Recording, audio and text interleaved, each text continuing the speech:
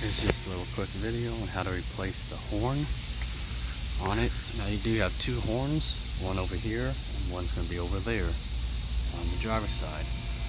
Now the one I'm replacing is going to be the high note one.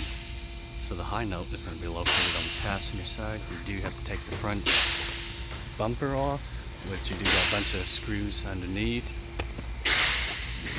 10 millimeters up here and a couple of little plastic clips you got to take off on it. Then if you do have fog lights, you want to go ahead and disconnect them.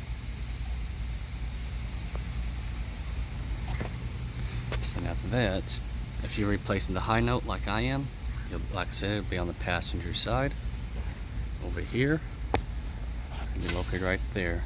Now I've already got mine put on, new one on it. And it's just held in by 10 millimeter bolts and a clip. Right there, you just want to push that clip in while unplugging. People's going to ask, how did you get to the bolts? Well, I just use a little ratchet wrench to get to it. Since I've already replaced this one here, what I do need to do is tighten it up. Now when you go to put on a new one, you do have little grooves or tabs. You want to get that aligned up. So you kind of see how mine is.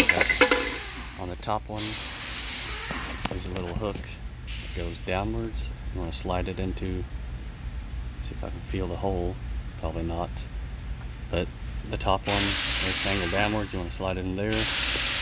And the side one, you'll have that little other groove right there. That just kind of aligns it into place. Basically slides down and make sure it just lined up into place. You're going, this is a high note.